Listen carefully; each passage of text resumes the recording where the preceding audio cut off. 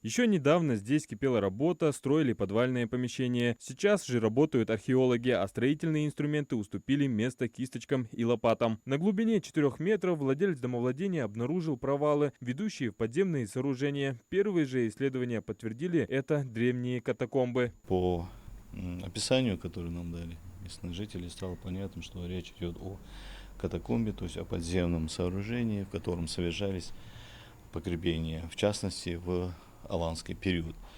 Кроме этого, мы точно знаем, что в Икажево большой катакомбный могильник ранее аланского периода. Мы его изучали вот в 2016-2018 году. И здесь недалеко расположен, можно сказать, город аланский. Вот, и по периметру этого города разбросан некрополь.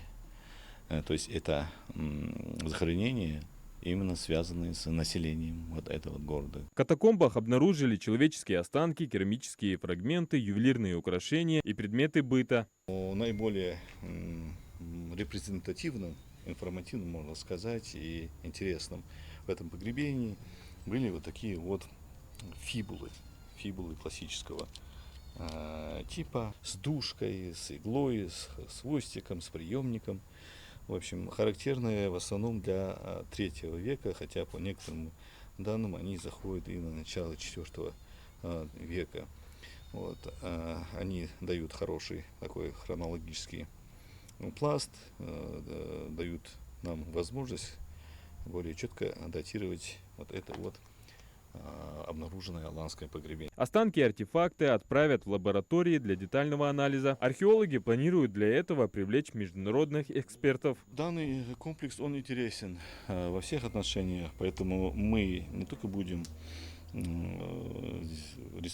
восстанавливать, да, в данном случае вот эту фрагментированную миску, там лабораторных условий изучать игрушкой, вот эти вот фибулы, но и постараемся дать антропологический анализ и подключить к изучению этого погребения, в том числе специалистов по древней ДНК, потому что в последнее время в России и вообще во всем мире очень активно работает в области палео-ДНК и в частности в области палео-ДНК Алан.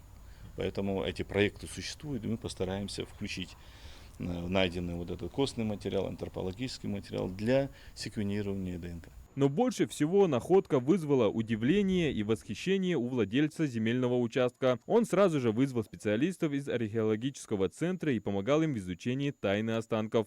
Нашел это дядя, вернее его сыновья тут работали.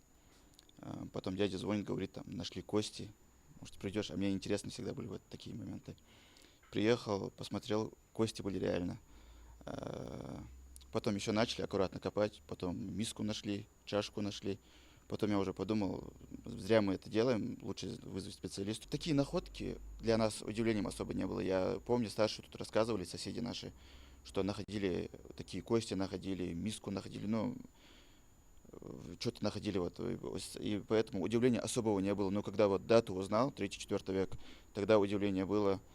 А потом мне дядя говорит, короче, вот наша цель, из-за чего мы Малата позвали, это как бы сохранить нашу историю. Нам чужое не надо, на свое не отдадим.